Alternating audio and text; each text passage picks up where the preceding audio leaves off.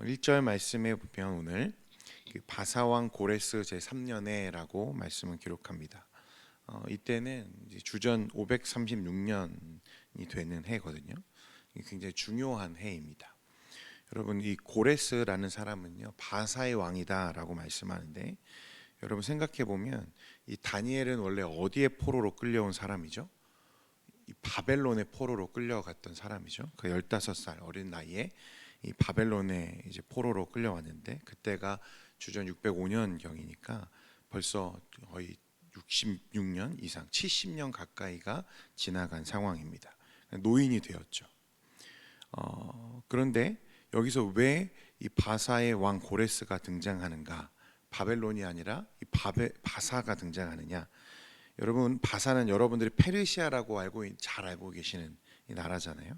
그러니까 이때는 바벨론 제국이 어떻게 된 거죠? 붕괴되고 이 나라의 패권이 이 메대와 바사로 지금 바뀌어 있는 것입니다. 이제 고레스는 여러분 어제 말씀에 등장했던 다리오의 사위입니다. 이 539년에 고레스 왕이 바벨론을 무너뜨리고 이 메대와 바사, 이 페르시아 제국을 출범시킨 거죠. 이 첫 해에는 그 예의상 누구를 왕으로 추대한 거죠? 다리오를 왕으로 추대했고 1년 만에 다시 이 고레스가 왕으로 이제 즉위를 한 거예요. 그러고 나서 이제 참 3년이 지났다는 것입니다. 이 고레스 왕은요 바벨론 제국에 자신의 의지와 상관없이 끌려왔던 모든 민족과 또 모든 포로들, 종교들에게 자유를 이제 제공하는 왕이죠. 그래서 536년은 이미 이스라엘 포로들이 이미 1차, 2차에 걸쳐서 귀환한 이후의 일입니다. 그러니까 이스라엘 백성들이 꿈을 안고 이제 예루살렘으로 상당수 많이 다시 복귀한 후죠. 그런데 여기에 문제가 생겼어요. 이제 1차 포로를 귀환한 이스라엘 백성들을 필두로 이제 기대감을 가지고 또 어떤 소망을 가지고 이제 예루살렘에 복귀했는데, 무너진 성벽도 세우고 성정도 재건하고 다시 회복된 신앙 공동체로서 세워지길 기대하는 마음으로, 목마름으로 그들이 예루살렘에 왔는데 그들의 기대와 그들이 처한 현실이 같지 않았다는 거예요. 달랐던 거죠. 그들은 성전 재건을 시작하면 이것이 잘 이루어져서 곧바로 그 예전의 영광을 다시 회복할 수 있을 줄 알았는데, 어떤 일이 있습니까? 사사건건 시비를 붙여오는 방해자들이 있고, 그런 방해들 때문에 이 성전 재건이라고 하는 아주 중요한 일들이 하루 이틀 차일피일 미뤄지고 있었다는 거예요. 그리고 이내는 이 3년이 되는 해에는 어떻게 됩니까? 이 일이 중단되고 말았습니다. 사실 가장 큰 방해는 밖에서 일어난 것들이 아니었어요. 가장 큰 문제는 현실이 가장 큰 문제였습니다. 그러니까 지금 성전을 건축해야 하는 것도 문제지만, 포로에서 이제 막 귀환한 이스라엘 백성이 또 해결해야 되는 문제가 무엇이겠습니까? 이 삶의 터전을 일구어야 하는 이 현실의 문제가 닥쳐왔다는 거예요. 집도 지어야 되고 자녀들도 돌봐야 되고 농사도 지어야 되고, 이런 현실적인 문제들이 닥쳐오면서 온전히 성전 재건에만 매달려 있을 수가 없었다는 것입니다. 그러니까 이제 이내 이런저런 핑계를 대면서 성전 건축을 뒤로 미루어 두다가 이제는 어떻게 된 거죠? 완전히 포기하게 되는 상황에 이르게 된 거예요. 이스라엘 사람들은 돌아오기만 하면 모든 것이 잘 되고 회복될 줄 알았는데, 다시 하나님의 영광이 임하고 머무르게 될 줄 알았는데, 여전히 이스라엘과 예루살렘은 황폐하고 사람들은 그런 기대조차 이제 포기하는 모습들을 보이고 있는 거죠. 자, 그때에 오늘 말씀의 주인공이었던 다니엘은 과연 무엇을 하고 있었는가? 어제 이제 신 목사님 설교에서도 여러분들이 들으셨습니다만, 이때는 이미 이 다니엘의 나이가 85세입니다. 85세. 굉장히 그 민족 부흥과 성전 재건이라고 하는 이 중요한 시대적 사명을 이 현장에서 진두지휘하기에는 그의 몸이 너무 늙어버린 거죠. 그래서 그는요 귀환하지 않고 어디에 머물러 있습니까? 지금 이 고레스 아래, 그러니까 메데 바사 제국 아래 지금 머물러 있는 거예요. 귀환하지 않고 그곳에 있는 것입니다. 그렇다고 해서 그가 늙어서 이 포로 귀환을 포기했는가? 그건 아닐 겁니다. 그럼 제국의 생활이 만족스러워서 포기했는가? 그렇지도 않을 것입니다. 그는 같은 시대에 쓰임 받았더니 학개, 에스라, 느헤미야와 같은 이스라엘의 재건을 위해 부름받았던 사람들과는 달리 다니엘의 사명이 따로 있었던 거죠. 그게 뭐냐면 그 민족을 위해서 기도하는 일이었습니다. 여러분, 다니엘이 기도하는 일 때문에 얼마나 큰 어려움을 겪어야 했는지 여러분 잘 아시죠? 이 다니엘에게는요, 이 기도가 그의 목숨을 걸었던 일생일대의 가장 중요한 사명이었던 거예요. 그래서 오늘 이 말씀에도 보면요, 다니엘이요 85세의 고령임에도 불구하고 새 이래 동안 어떻게 합니까? 금식하면서 지금 기도하고 있는 거예요. 여러분, 85세의 노인이 3주 동안 금식하면서 기도한다? 이건 목숨을 걸고 하는 거죠. 결단하는 거예요. 다니엘이 15세에 이스라엘의 바벨론의 포로로 끌려왔을 때에도 그가 결단하죠. 내가 왕의 산의 진미를 먹지 않겠다 결단하고 하나님 앞에 기도하는데, 그와 마찬가지로 85세의 나이에도 어떻게 합니까? 이 기도하는 일에 그는 목숨을 걸고 지금 기도하고 있는 거예요. 그럼 다니엘은요, 무엇을 위해서 기도했을까요, 여러분? 자신의 안녕을 위해서 기도했을까요? 자신의 자녀들이 잘 되길 빌었을까요? 그렇지 않았죠. 그는 9장에서 우리가 본 것처럼 이미 무엇을 보았습니까? 70일의 환상을 보았죠. 그러니까 예레미야가 예언한 하나님의 정하신 때와 그 의미에 대해서 그는 깨달았습니다. 하나님의 구속사가 이루어져 가는 그 시대의 정황을 그는 지금 알고 있어요. 지금 바벨론에서 이제 이내는 바사로, 또 그 역사가 움직여가면 이제 나중에는 헬라 제국이 일어날 것도 그는 보고 있습니다. 하나님의 간섭과 개입이죠. 하나님의 구속사와 관련되어 있다는 것을 다니엘은 지금 보고 있는 거예요. 그리고 이 하나님의 구속사가 자신 그 이스라엘 민족과 하나님의 백성들 가운데 이루어지기를 간절히 그는 지금 부여잡고 기도하고 있는 것입니다. 다니엘이 그냥 하루에 3번 죽을 줄 알면서 기도했던 게 아니라요, 이게 시대적인 사명으로 다니엘에게 주어졌던 거예요. 오늘 1절에 보니까요, 다니엘이 고레스 3년에 한 환상을 보게 되는데, 큰 전쟁에 관한 것이고 다니엘이 이 환상에 대해서 깨달았더라 라고 말하고 나서 이제 2절과 3절에 이 상황을 설명해 가기 시작합니다.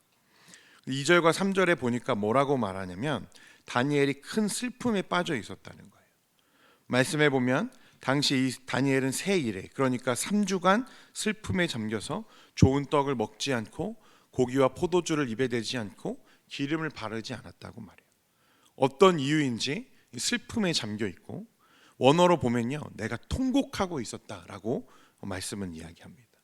그런데 이 통곡은요, 여러분 어떤 통곡이냐면, 내 가족이나 가까운 사람이 죽었을 때, 혹은 민족의 크나큰 위기가 닥쳤을 때 크게 한탄하며 우는 것을 표현하는 단어로 성경에 종종 등장합니다.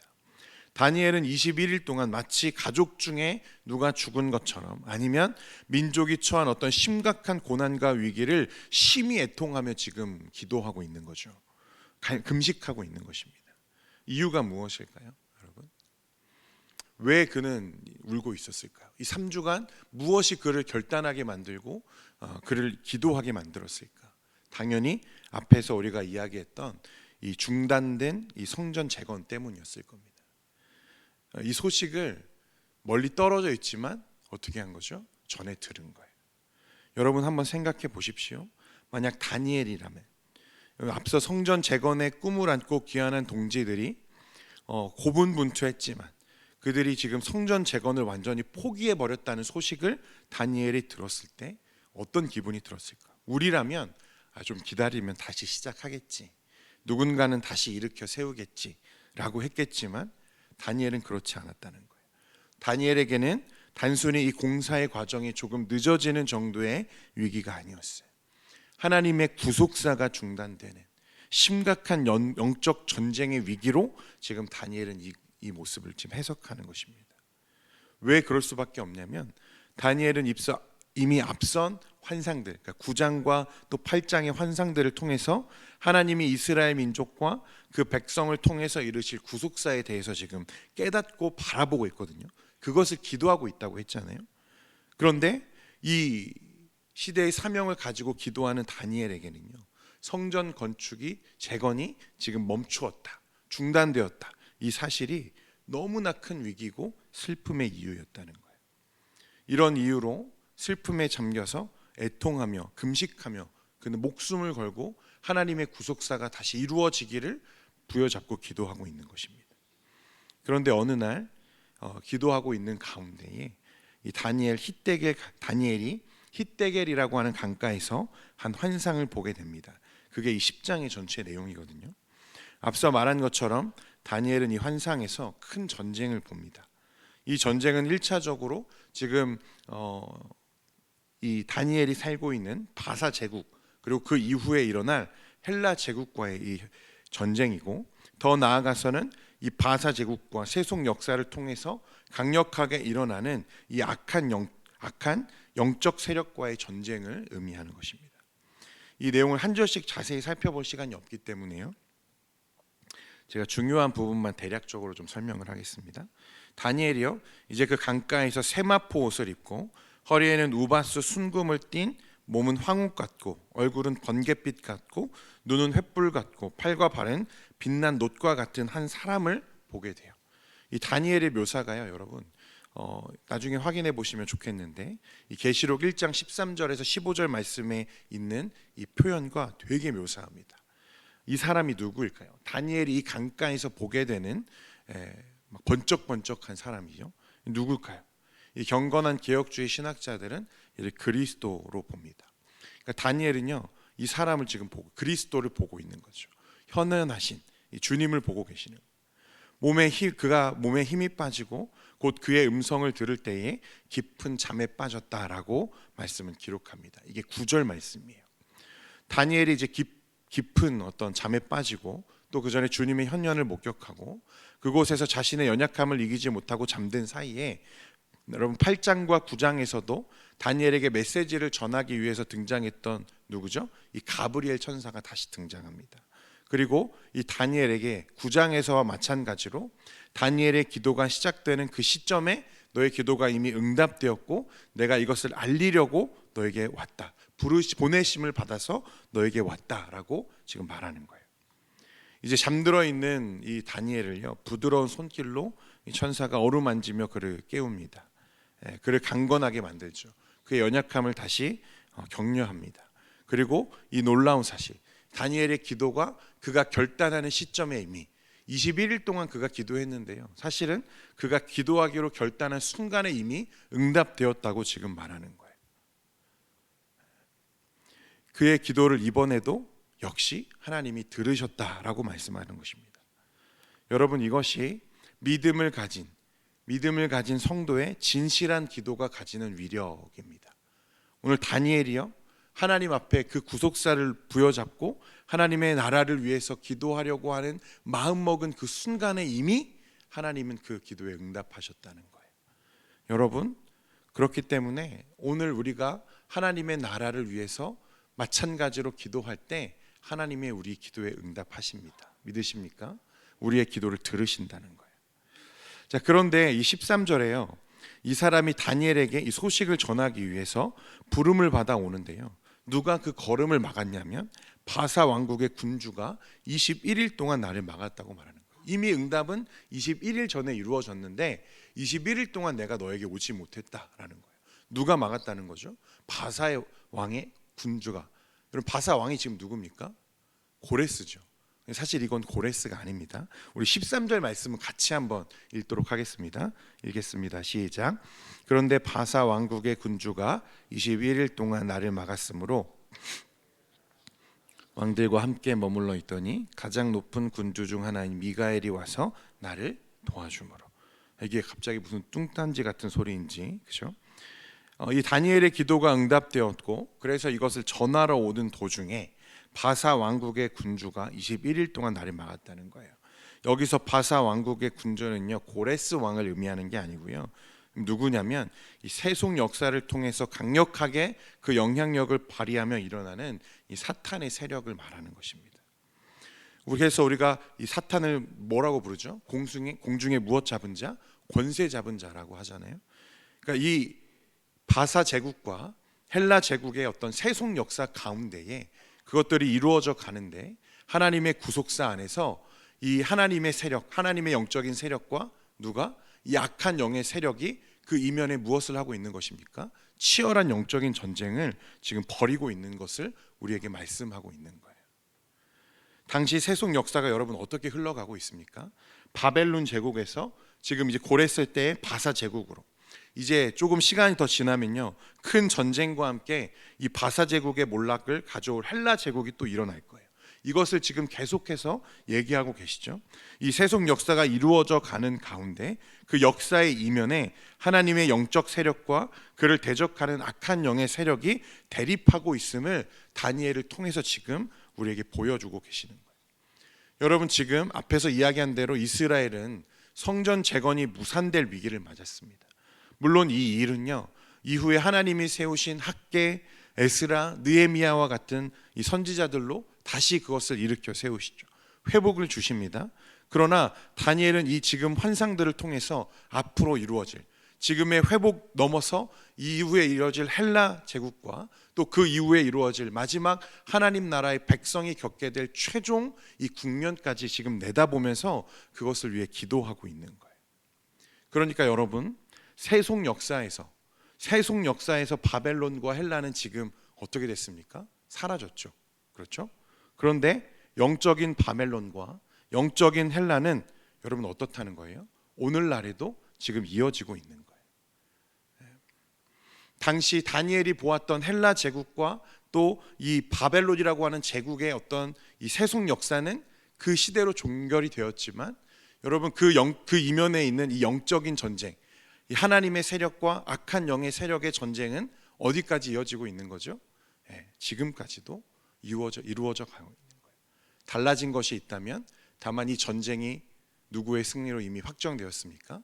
우리 주의 승리로 확정되었다는 것입니다.